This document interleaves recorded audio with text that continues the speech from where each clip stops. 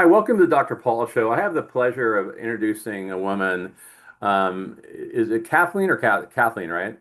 Kathleen, Yeah, uh-huh. it's Dr. Kathleen Friend, and she has a really interesting perspective on PTSD. This season, we're highlighting PTSD in its various forms.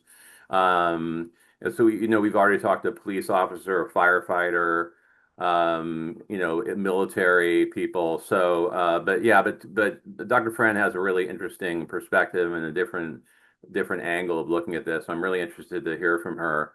So if you could please tell us your background and just about yourself and just go ahead and delve into the topic. Sure. Well, thank you for having me on the show. And this is such an important topic. Trauma seems to be everywhere. My background is I am a psychiatrist who's worked with honestly all age groups, adults, geriatric, and in more recent years, I've focused on children and adolescents. And I've been at this over 30 years. I've seen a lot of things come and go. Right now, I am between Tucson, Arizona and Boulder, Colorado, and I'm actually starting a new practice up, kind of a hybrid in both places, focusing on more functional medicine and integrative psychiatry. But that's not our topic today, but I'm always involved in new creative. I'm always trying to build a better mousetrap, I think is what it boils down to. That actually is very interesting to me. So maybe you can squeeze a little bit in there about what you just said about functional and integrative. Sure. Yeah. So functional medicine isn't a very good name for what it is because nobody knows what that means. But what it boils down to is that oftentimes people with mental health issues have underlying um, deficiencies, probably genetic. I don't think we understand completely what drives all this, but oftentimes there's underlying micronutrient deficits or different genetic, they call them SNPs, things that make the person need more B vitamins, for example. I mean, there's a whole slew of these things, and the kids just aren't getting that. It's not standard of care. Yet, sometimes a child can be tremendously helped with zinc Huh? or magnesium or low dose lithium, or, there's a whole range of things. But the thing is, if you don't test and look for it, you don't know and you're just guessing. Okay. So it's a non-psychotropic approach to things. Yeah. Got it. Okay. Or it's really not an either or. For some kids it is, but for sometimes it's complementary. It helps the medications work better. So it's really not an all or nothing All right. situation. Interesting. Yeah. So tell us, yeah, and I would really interested in your take on ADHD and or ADD and with children. But yeah, talk about what your work is about. Well, today we're going to talk about PTSD, and this really gave me a chance to dive back into the topic and see how the work that I've done actually fits in with that. And what I'm talking about is several years ago, I wrote actually three books, two children's books and one for parents and teachers uh, called The Greatness Chair. The first book was a children's book called The Greatness Chair. And really, all I was trying to do was draw attention to the fact that we really need to be seeing the strengths and greatness qualities in children and really focusing our attention and not always focusing on the problems and what's going wrong. And that one thing kind of led to another. And then I wrote a book for parents with a parenting program that kind of to help give parents the skills to do that because it's actually a skill set. And so I thought, well, how does this fit in with PTSD? And that I'm hoping we'll talk a little bit about that, work our way into that. Because I learned some new things trying to go through this topic, honestly. Yeah. So yeah, keep going about. So so you're treating when you treat patients. Tell us how it differs in children that you see. What difference do you see in children versus adults? Yeah, well, let me back into this a little bit. I mean, just so we're all on the same page about what is PTSD anyway. When I was first training, we PTSD was something that we talked about with veterans and soldiers and people in war. Right. And I think I was a little surprised to learn that a lot of people still have that idea that this is related to combat. And of course, many people who've gone through combat and veterans do have PTSD. But PTSD really, in the more uh, modern way of thinking about it, for some people, is really, it's not as much the event that occurred. It's more about how did the person's nervous system handle it? Hmm. So if something really catastrophic happened to you or I, we probably would have a little PTSD. Like there are some things that are so traumatic that almost none of us can really integrate that very well, but we all differ on that. And some children that get trauma from small things. And it really is just where the nervous system senses danger and it doesn't shut off. So the danger, whatever has happened, however the child interpreted it, the danger has passed, but the person's nervous system still gets triggered and still perceives danger easily. So it's interesting. There's been a lot of more understanding about trauma over the last years. And particularly interesting, and we'll get into the differences because there really are differences the way it shows up in children and adults. But I think this is fascinating. But we understand so much more about trauma and the nervous system. Do you think that would be interesting to the your listeners? Hmm. Yeah, okay. So, Dr. Stephen Porges, a number of years ago, developed something called the polyvagal theory. And really, what it boils down to is we used to think about stress as just simply being, fight or flight, or, pretty much fight or flight. Right. Well, Dr. Porges did a lot of work, and we understand now that there's really our nervous system. We can have a couple of different kinds of reaction. We can have fight or flight reaction, or we can have total shutdown. And the part of our nervous system called the vagus nerve, which is a very important nerve for many functions in the body, but also for they call it rest and digest, for us to calm down um, and be relaxed and so on. Turns out there's two branches of this vagus nerve. And what's really interesting is Dr. Porges' work points to that the more evolved part of that vagus nerve actually is related to what we call the social connection network. And that part of that's very mammalian. It's mammals, basically. This part of our nervous system, we need this for connection and attachment and even the desire and ability to want to connect with other people. Hmm. If we are in fight, flight, or freeze, now it's called freeze or fawn, we have that social connection network is shut down. So when you've got kids that have a very, I'll just say hijacked nervous system and they're in fight or flight or shutdown, they're not going to connect with the adults or the teachers and even well-meaning people. They may not have the capacity to do that. Hmm. Um, there's this really beautiful imagery that I like about these parts of our nervous system, kind of like a tree. Think of it like a tree. Hmm. And when things are going well, like we're like up in the branches and the leaves and the pretty flowers and everything like that.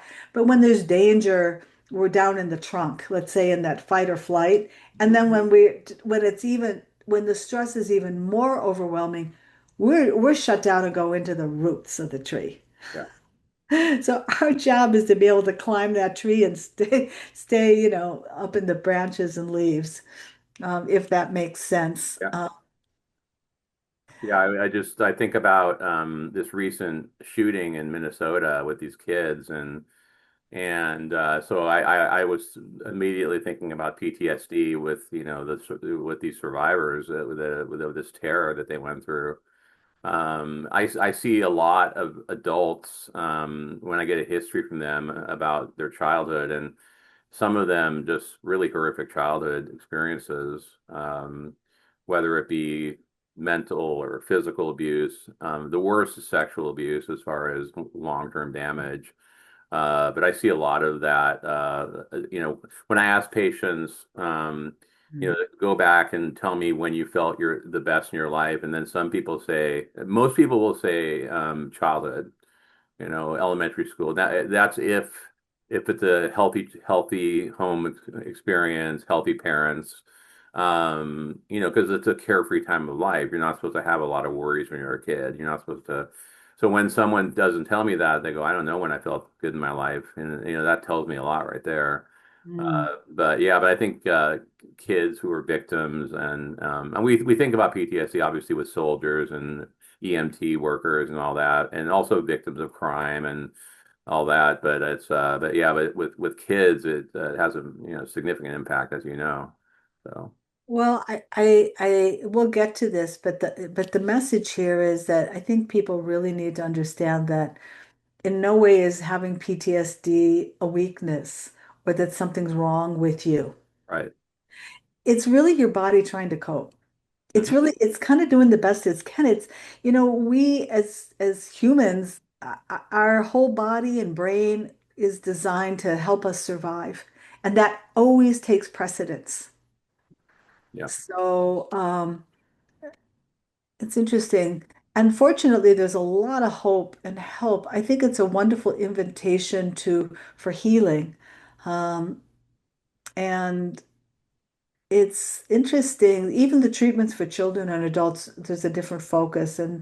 Um, but I wanted to um, talk a little bit about how it shows up differently in kids and adults, because if we're only looking for the symptoms that we see in adults, we're going to miss it. Like adults will typically be able to use words and describe. I mean, usually they can describe what's happened to them.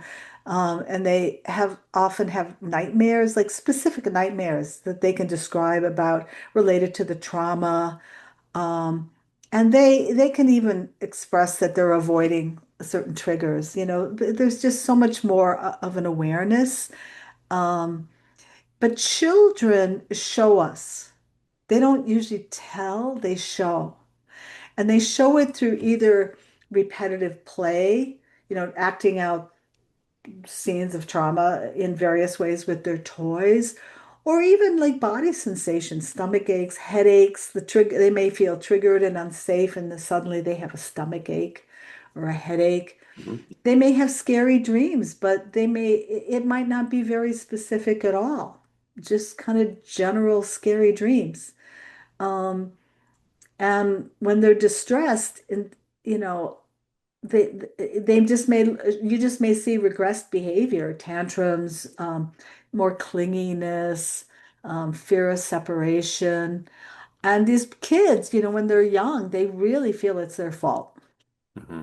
So they end up with a lot of guilt and shame. And adults too often develop many negative beliefs about themselves.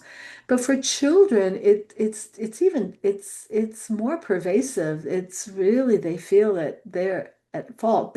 Now, fortunately, there's a lot of hope. I'm giving the negative, but there's a lot of hope and there's a lot of ways to help. I know child therapists will sometimes use play therapy, and that's a way to kind of draw things out of a child, to get them talking by through play.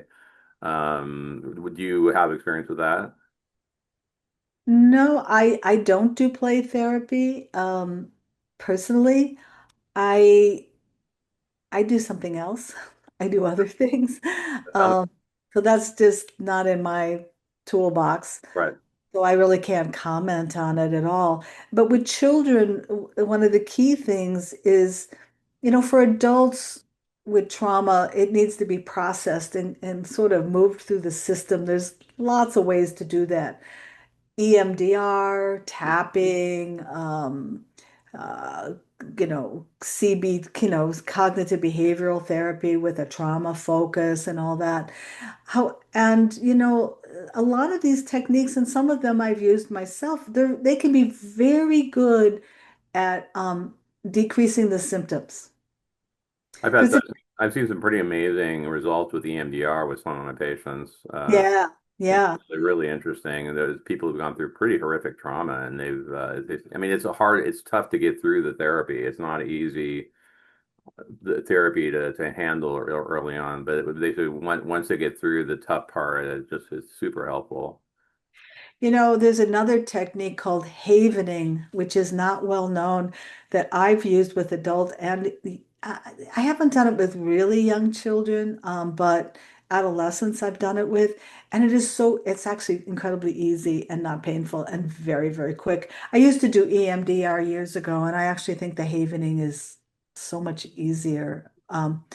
But the thing with kids is that they, in order to heal, they have to be in the presence of an adult who helps, that basically co-regulates their nervous system. And what that basically means is the adult has to be out of stress themselves. Right, They've got to be in when I talked about that social engagement network, like the adult has to be there. And that's not easy for a lot of adults even today. We're distracted with all sorts of, well, we're living in a tense world. It's not so easy to get to that place. Um, but that's what the children need. They need to be co-regulated with whoever's taking care of them, a parent, the teacher, with, calm. They have to learn what safety feels like again in their nervous system. And they can't do it by themselves. yeah, Talking about the trauma, I'm not a big fan. I think oftentimes that, I mean, it's good, I mean, a little bit, but it basically can be re-traumatizing. And I think a lot of therapy in the past was trying to talk it out and get it out, and it was re-traumatizing.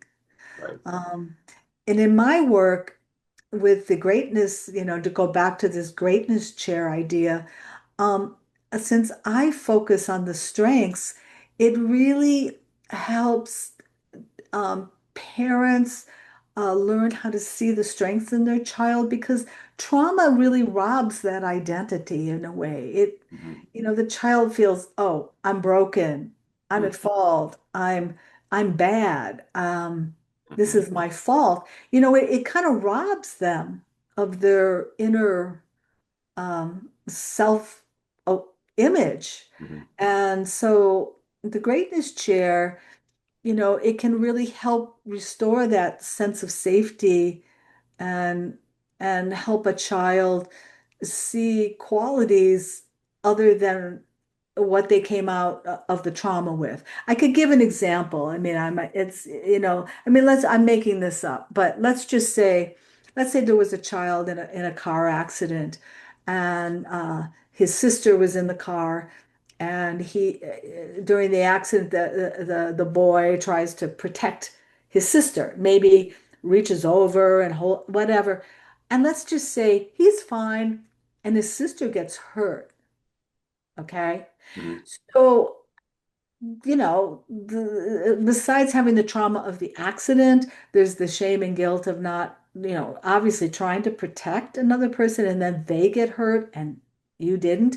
So, in a case like that, you would really point out to that child how I mean, leaving the outcome out of it, like, look at that bravery that you showed, that selflessness and bravery you showed to try to protect your sister. You would focus more on that than, wow, it's really too bad that your efforts failed.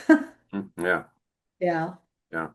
The great, it's interesting, the greatness share. Tell me about the name of that, how you came upon that, and what does that exactly mean? Yeah. Well, in my practice, I said I had moved over to seeing mostly children, well, only children for a while. And so after I just got so tired of hearing everything that was wrong with the kids. I mean, let's be honest, the parents coming in, the child has a problem. Of course, they have to tell me I'm the doctor. They Right, want me to help. They want me right. to try to find some kind of solution. But the kid would just be like with the head down. They wouldn't want to be there. They would just be, slinking down in the chair. And one day I thought, I can't, it's horrible. I can't take this. So I made the chair next to my office the greatness chair. And I told the child to just come over and sit next to me because you have to understand most of these children were completely disengaged with me because I'm also an adult and I'm hearing all the bad stuff. So they were reluctant to come sit next to me, but they did. Most kids, they just did. They trusted me enough to do that. And then I just said, "Oh my goodness, how did you know? Thank you for coming and sitting in my greatness chair." And they kind of looked at me like, "What?" And I said, "I know. You don't know what this is, do you?" No, I said, "Well, let me tell you. In the greatness chair, we're going to look for what's going right. And I would like you to tell me about your greatness." Now, most kids would kind of go, "Hmm." Uh, and maybe they might say, "Oh, I got a good grade on my test at school," or something like that. I said, well, okay, but what did it take to do that? Did you have to work hard? Did you have to, like I was looking for the qualities underneath that behavior. Hmm. And it was kind of, organically back and forth with the child. And what I noticed happened is that the parents in the room suddenly were very different. And suddenly they were more relaxed and they were happy because look, what parent really wants to come in and say something bad about their kid? They Right. would like to come in. I mean, what a joy for them to think that I'm going to see something good about their kid and some strength. So the child changed, the parent, the whole energy in the room changed. And then we would address, whatever concern they had. I wouldn't forget about it. But the energy was different. They felt safe and engaged, and the child didn't feel so ashamed. So Mm. that's how it started. And then I wrote the children's book and kind of developed the topic. But that's how it came about. It was me. I couldn't stand seeing the kids looking so unhappy during the appointments. And then the book for parents, just teaching parents how to do that with their kids at home, and Yeah, how to do that, and also how to regulate their own nervous systems mm, through something called heart rhythm meditation. hmm, They can get control of their own states so they can see their child's greatness and strengths because it's not something you can do very well with your mind. You do it much better with your heart right. because the heart's more open and forgiving and kind of a wider view. Our minds tend to be pretty judgmental. Yeah, So, yeah. great. Um, so and you said you had the third book too, Yeah, I have two children's books. One right? is, like I said, The Greatness Chair. The other one is Sarah and the Greatness Chair, which takes the technique a little further and also features a girl, Mm, as the main character. yeah, And then the third book is the workbook for parents, and it takes them through a 7, 8 week parenting process that is I was trying to be very mindful that parents have no time. yeah, No time. Yet they need to spend a little time, but I really tried to make it easy for them to do the homework every week. And there's little homework for them and for the kids, but it's not it doesn't take hours a week. But there's a big payoff. yeah. Yeah, I've seen in my practice.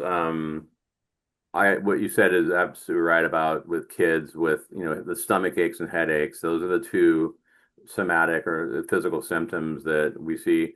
where it's different as an adult, but kids don't tend to have, again, the same type of symptoms as adults have. You're right, and it's more subtle, a lot more subtle.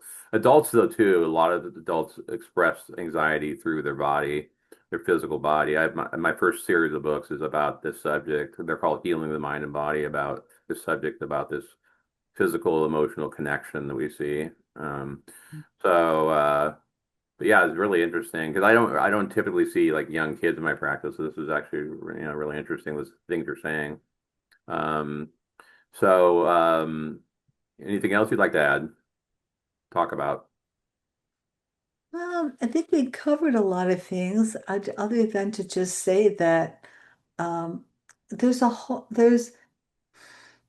it can seem overwhelming, when a child has had trauma, but really, parents and teachers, you have to realize that you can do more than you think. Yes, do you need to get professional help depending on the situation? Possibly and probably, but do not underestimate the power that you have to help the child feel that safety again in their nervous system, because they need to rewire their nervous system, Hmm. basically. And that's not going to happen in a therapist office. I mean, a little bit, but not really. So parents and teachers, just with their presence, like a calm presence, your belief in the child, pointing out their strengths and helping them discover it and really making a big deal about it. Um, but don't make stuff up, no BS or anything, Right. like real stuff you see, not like good job or like you did well, you got an A in the report, but like the quality, like are you brave? Are you kind? Are you Yeah. thoughtful? Are you insightful? Are you whatever it is, we all come in with a different set of qualities. And children learn, their whole self-concept is developed by what is fed into them by adults and the world around them. That's how they build their self-concept. Mm-hmm. So we have great power. So I just want parents to not underestimate um, um, their their power, their ability to be part of the healing. In fact, they are part of the healing process, so they don't have to fix it. They just have to be in relationship with the child in a new way that helps them feel safe, and that the child is reminded of who they are beyond what happened to them. If that doesn't happen, as an adult, I see it all the time. The adults who struggle, a lot of times, like I said before, they go back to childhood and they say, well, it really started back when I was a kid, and my dad was abusive. He beat us a lot. My mom was afraid of him. She wasn't very nurturing or whatever. That kind of environment for a kid is just extremely damaging, and it has lifelong implications. If it's not taken care of as a child, it's gonna definitely impact them as adults. And they need to get into, not only medications can help, that's what I do, but they got to get into therapy for sure. Uh, Yeah, yeah, it's yeah. crucial. Adults is a little bit different kettle of fish. Yeah. Um, but really, in a lot of ways, even with adults, it's about returning to feeling safe in connection with other human beings. And that's really important. And I get concerned about the way the world's going, and how disconnected we're getting, even more and more disconnected, Yeah. which is of concern. Hmm. The other thing I wanted to say something positive. Yeah.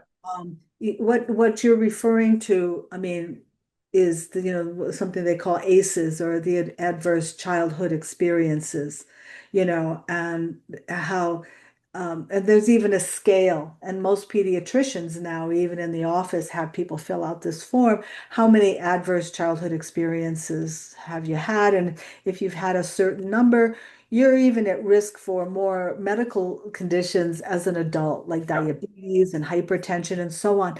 But here's the thing, there's other research that shows that if a child has um, I don't remember all the exact details, but it's called, basically positive childhood experiences. Like if you have one teacher who had an interest in you, or, there's a whole list of these things, Mhm. and it's surprisingly not that much. So even if there's any like teachers or group leaders Mhm. who deal with children, you're important. You have an impact. Mhm. And sometimes even that kind of relationship can go a long way to shifting the negative outcomes of for children as they grow into adults. So Mhm. it's really important. It really is a village and it matters. It doesn't have to just be the parents. Mhm. But sometimes it's just not going to be that way.